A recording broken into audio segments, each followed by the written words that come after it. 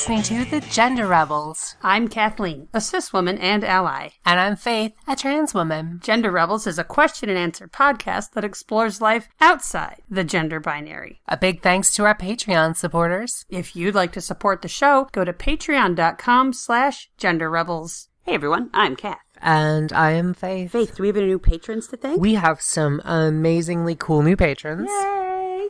Some of them aren't new. Sorry, we haven't recorded in a while, so... actually, these are mostly new. Yeah. Aurora. Thank you, Aurora. Aurora, you're awesome. Alexandra R. Thank you, Alexandra R. You're very cool. Those are from December. Sorry, guys. We really appreciate it. We haven't thanked you yet. That was weird. That was weird. Sarah S. Thank you, Sarah S. Thank you, Sarah. Chris K. Chris K, you're awesome. Thank you, Chris.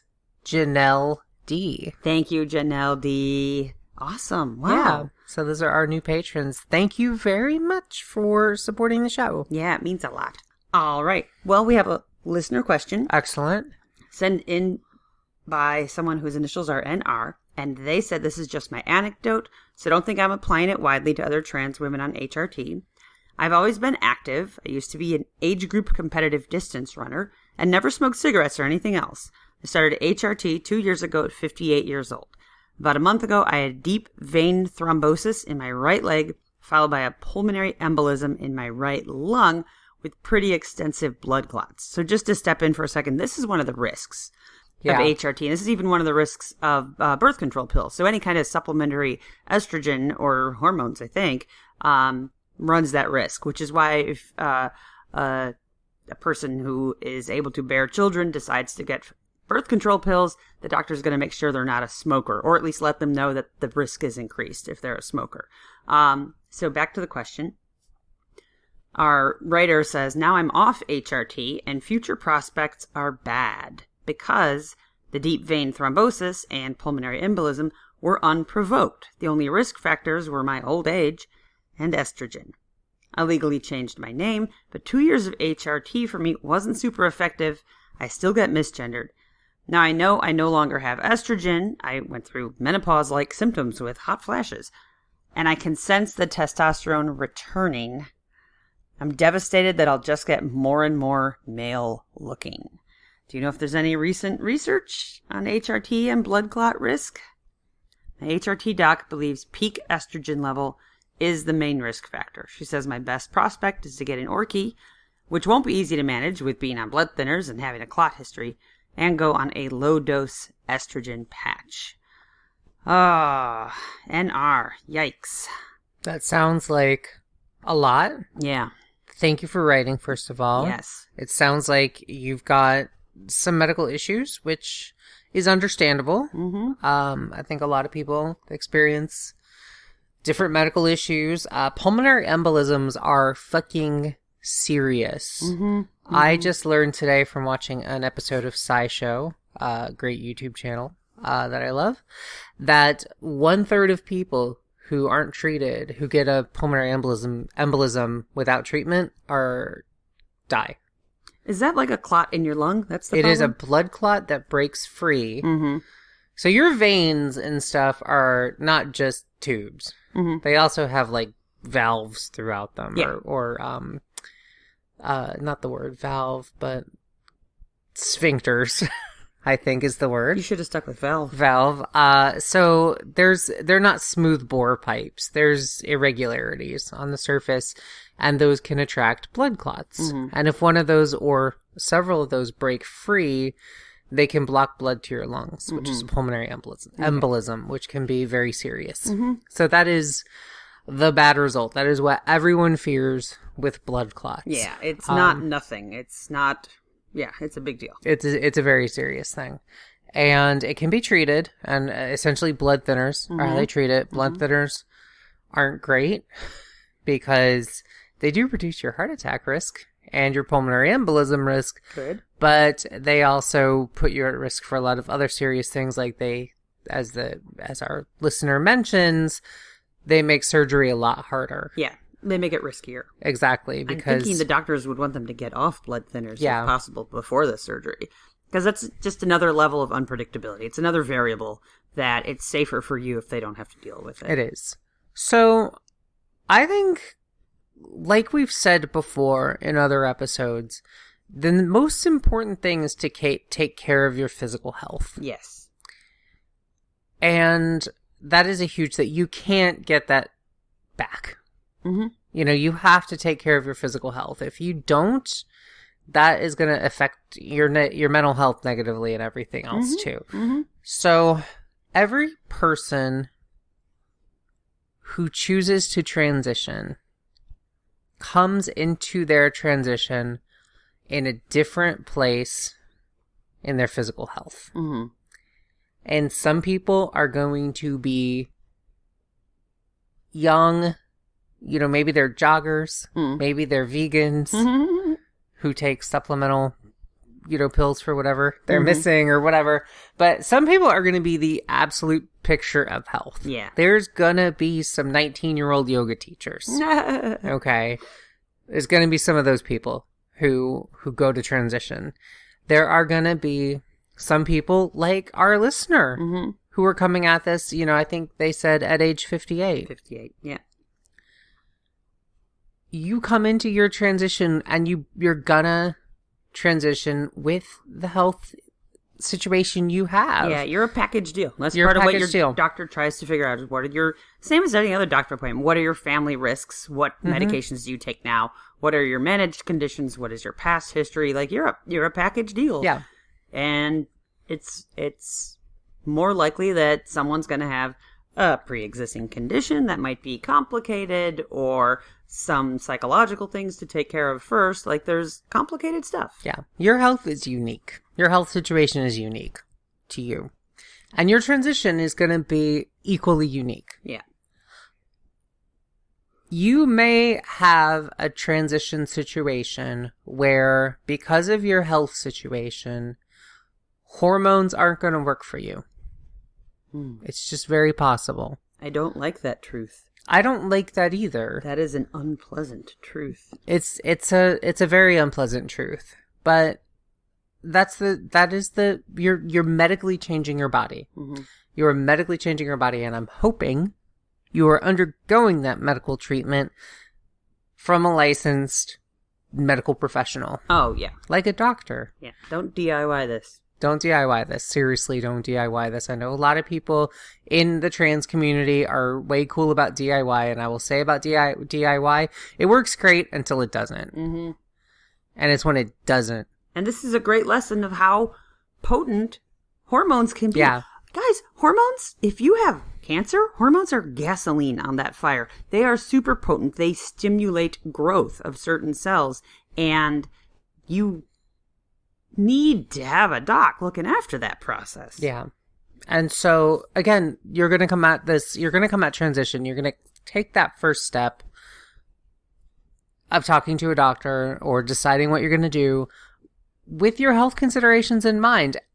You may be in a situation like our listener where hormones may not work for you.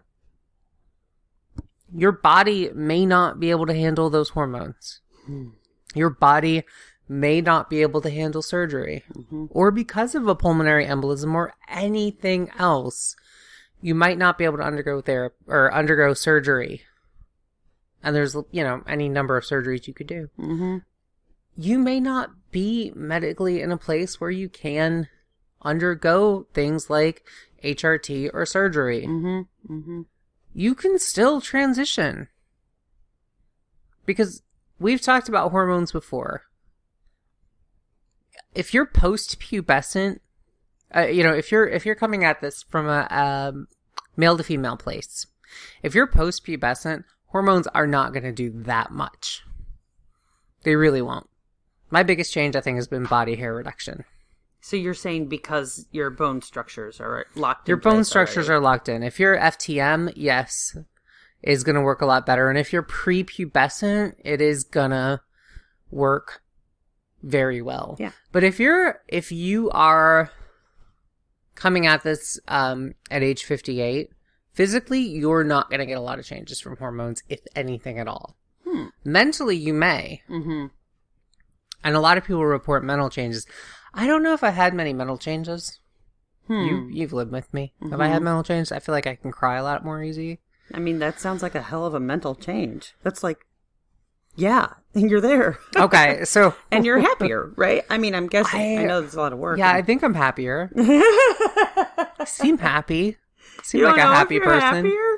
I think I'm happy. I don't keep a spreadsheet of my happiness levels. But you don't have dysphoria. I'm 10 happy today. I'm 11 I still have dysphoria. I still deal with that crap every day. I still deal with imposter syndrome, and I still deal with why am I 6 feet tall? Why do I have giant man feet? Is it? I still deal with this shit every day. I still have this feeling. Why am I not as pretty as her? Why am I not as pretty as that girl? Why am I not as pretty as that girl? I still have this feeling. Why am I not as pretty as this 22-year-old model? But you're a girl. I am. I do. And people perceive you as a girl. I am happier. And I have these moments. We've talked about this. It's like, for me, it's like moving to New York City. Mm-hmm. For the most part, I'm going about my daily life. And then occasionally I have annoyances like, where's my fucking dishwasher? Why don't I have a dishwasher in my apartment? Or laundry. Or why don't I have laundry in my apartment? Or why don't I have closets? But then other times... Why don't my dogs have yards? But then other times, I'm like, in situations where I look up at the buildings at night and it's beautiful and everything, and I'm like, oh my god, I live in this city. This is amazing. So that's just like transition. Mm-hmm. Sometimes, for the most part, I'm just living my life. And quite frankly, if I'd have known how normal I felt with transition, I'd have transitioned earlier.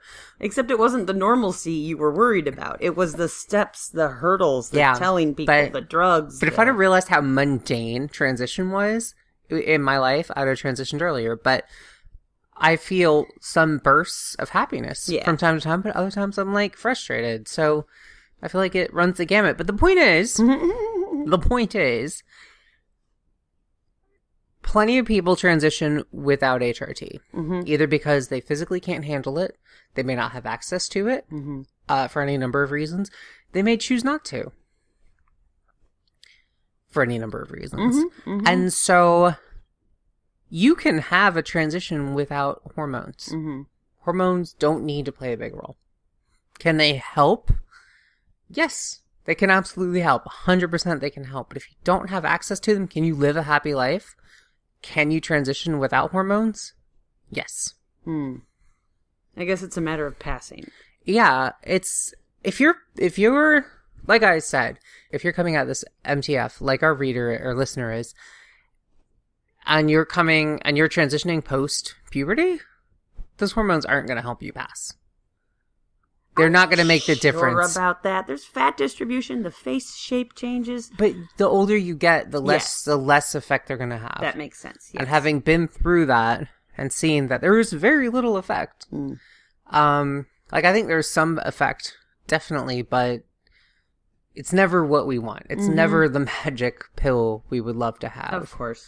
And so that's someone who's like our listener and saying, you know, I worry I'm not going to pass because I'm not on hormones, and I started hormones at age 58. I don't think, even with years and years of hormones, you would get major noticeable changes. So you're saying maybe it's surgery and presentation and voice work. I think you could do plenty of things to help with passability. Like what you mentioned, presentation, voice work. You have so many options. And so often, I don't want to say that our listeners doing this, but I know I would, which is, well, I can't get the hormones. That's the problem. If only I could get hormones, everything would be better. I see. And often that's not the case. You know, I think mannerisms, voice, presentation, looking the part, acting the part. Changing your name. You're already there. Yeah. There's so many things we can do to transition and fit into society, and there is no one magic bullet. I think, again, and I will say prepubescent, prepubescent, if you want to get on hormones, boom, that's going to work great. Magic bullet. If you're female to male and you're on testosterone, that is going to be a magic bullet. I mean, yes. It's going to help. It's going to help a lot more than magic estrogen. bullet can apply to pre-puberty. Yeah. Post-puberty, it could T is a hell of a drug, and it will do a Yeah. lot more visibly than estrogen will. But there's still a lot of... On average, everyone's like, there's exceptions, obviously. Yeah. So there NR. is so much to transition that's not hormones. Mm-hmm. Even with surgery, even getting FFS or a boob job or something, those also aren't perfect. Mm-hmm. You can give John Cena FFS and he's not gonna start instantly passing. Or The Rock, you can give The Rock boobs and he's not going to instantly start passing. Mm-hmm. There's so many other things with passability. There's so many other things with presentation that you can do, that you have the power to do. Mm-hmm. Hormones is a part of it. Surgery is a part of it. There are some amazingly talented people out there, entertainers who present female and look fantastic professionally, who have never taken a single pill or gotten or gone under the knife, and they look amazing. We're not saying you should do drag, but we are saying there are ways to mimic. Yeah, there are ways to do your presentation with no drugs or hormones that work fantastic. I probably passed better when I was 22 and on no drugs, except my voice. God, my voice. My presentation probably wasn't good. But physically, just my looks, I probably passed better then, just because of my age. Before I was on hormones. Mm-hmm. So there's a lot you can do. I think it's so easy to get discouraged when we hit a roadblock in transition. Now, you had a similar deviation from that path. What do you mean? Past. You had taken hormones for a while before I met you, but then you stopped. I took them for 1 week. Exactly 1 week. What happened? I don't know what happened. I got exhausted. I was like in a foggy exhaustion. Mm-hmm. Like I was literally foggy. That's and I interesting. have no idea why. I asked my doctor about this, but I stopped taking the hormones and the fog lifted. That's so weird. And it was the most bizarre thing. I talked to my doctor and they're like, hormones shouldn't do that. So maybe it was something else. I don't know, but I thought they just didn't agree with me. So with that setback, with that medical situation, I'm kind of trying to get your frame of mind. And of course, situations are different. You weren't a super healthy runner, and you also weren't 58 years old. You had all this hope. You finally saw a doctor. You realized that hormones weren't working for you. You stopped. For years. I did. You walked away from that idea. For about 4 or 5 years. Yeah. Mm-hmm. So having stopped, did you think, all right, I'm going to figure this out in the future? Or did you think, I guess I'm not supposed to transition? That was a more complex issue. Sure. Because I think also that did get me depressed. I believe about things. Yeah. And I was also, I think that had to do with me not really being sure about transition. So taking that giant step and then taking the step back, and I went, no, way back. Let's go way back. I see. Because for me, it was harder. It took me a long time to figure out who I was and what I really was and all that good stuff. And if transition was right for me. But I mean, because it sounded like you'd figured that out, but then hormones didn't work. Were you just sort of dipping a toe in to see what it was like? I guess I was dipping a toe in. Okay. I'm not sure. Okay. That's a whole other issue. Yeah, and it's less, it had less to do with that.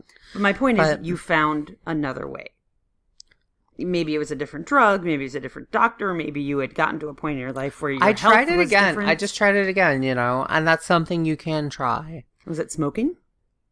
I had quit smoking like 3 days before. I see. I literally quit smoking. I went cold turkey. So physiologically, you were a smoker. Like, it was in your system. Yeah. It was, yeah. I got on hormones about 3 days. I quit smoking literally to get on hormones. Mm-hmm. Listener, dear listener and writer, I think you can have an amazing transition. Your transition is going to be unique, and you're going to deal with your unique circumstances. The most important thing right now is that you have medical professionals guiding you through this. Yes. Especially through a very scary, dangerous thing. Deep vein thrombosis is also no joke. Do you know who passes the least? A fucking corpse in a coffin. Yikes. Sorry, was that going dark too... in here. Whoa! Was that too far? Whoa! Was that too far? I don't know. I was going to be a whole thing about taking care of yourself first. Okay, okay. Do you want to say it nicer? I didn't say it nicer. I mean, you made your point, but Jesus Christ, the collateral damage. The dead don't pass. Dead girls do pass. What? A female in the coffin appears female. Okay, whatever. Okay. Maybe your metaphor is terrible. Okay, you come up with a better metaphor. Transitions are different. Stick with what your doctor says. Don't fuck around with stuff you read on the internet. Your health is the most important. That's what I'm trying to say. Okay. Your health is the most important thing. And if you're dead, you're not transitioning. Okay, maybe this is a bad tack to take. Are you trying to scare our letter writer? No, I'm just trying to say that you have to... You scared me. Okay, your health is the most important thing. Yes, we all Okay, agree. Yes. That's what I'm trying to say. Health is important. Listener, you are taking care of your health. Mm-hmm.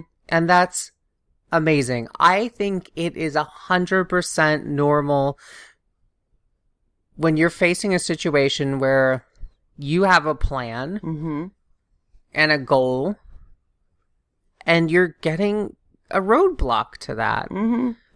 And that must be insanely frustrating, especially when you're able to go, gosh, if only I could have this, my life would be better. And this is the thing that people have to do this. And other people get it. it. Other people get it. Mm-hmm. So I get that's so frustrating. That's absolutely frustrating. You must be so frustrated that you write a podcast for advice.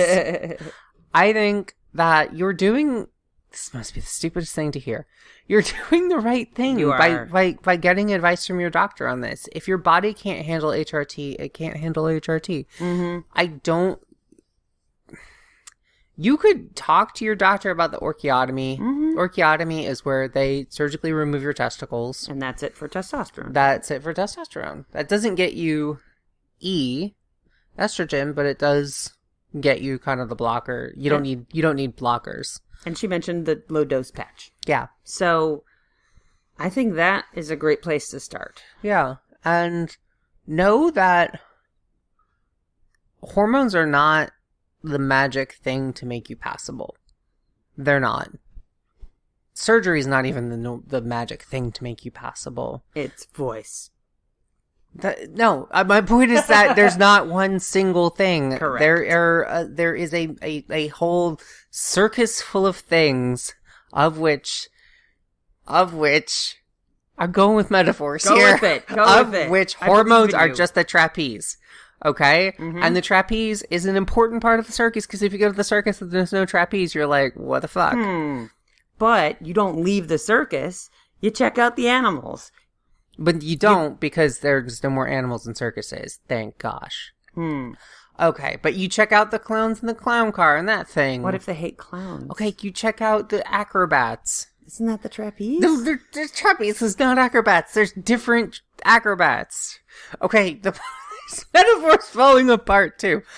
It's a delicious stew, okay? Boy. Oh boy. And you can have...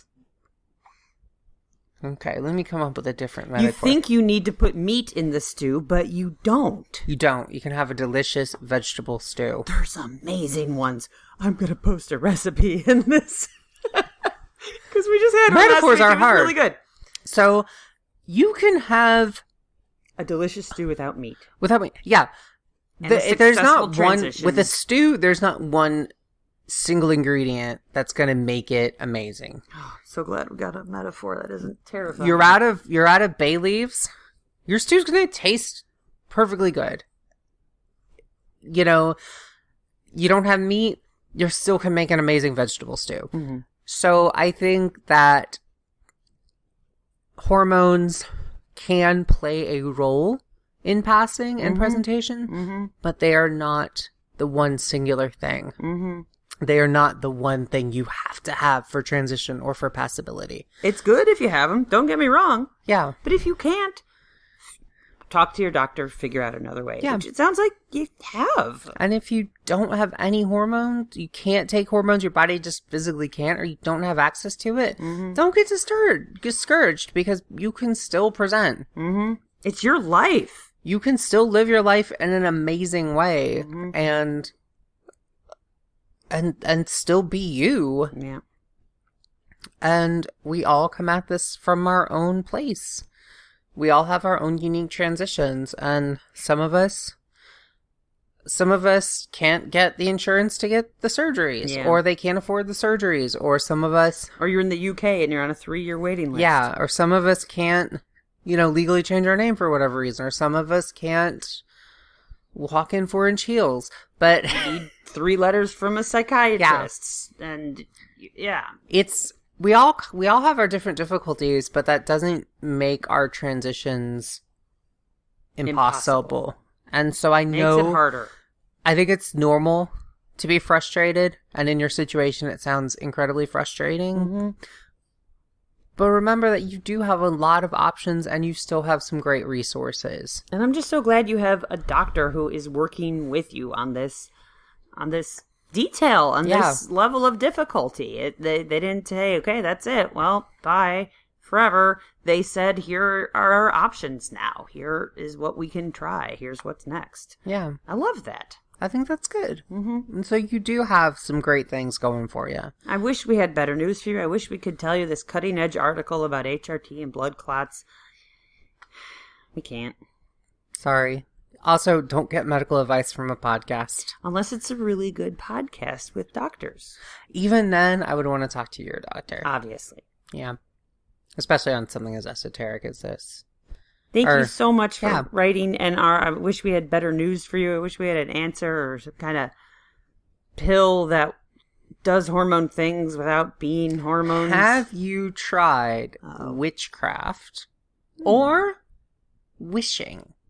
Because I will say, thus far, my success rate with wishing is still at 0.0. False. What? Because you wish to be a girl, and now you're a girl. Well, I guess that is true. Mm-hmm. I guess that works for prayer, too. Mm-hmm.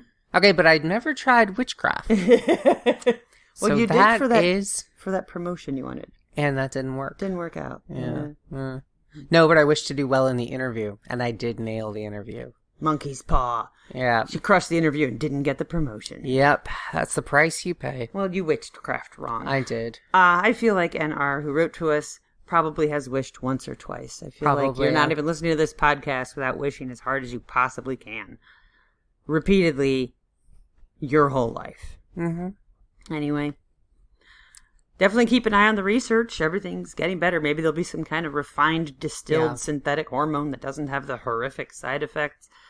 We're not there yet. Yeah. And just remember that your difficulties don't define your transition. You can still have an amazing transition despite the difficulties you face. And we all 100% face difficulties. They are different. They are unique to all of us, but we all face them. And they don't need to be the end of your transition. Mm-hmm. Mm-hmm. You always have options. And you always have choices. I hope this helps a little bit, and thanks for writing, and thanks for listening, and thanks all of you for listening. Thank you, everyone. Talk to you next time. All right, everyone. Bye.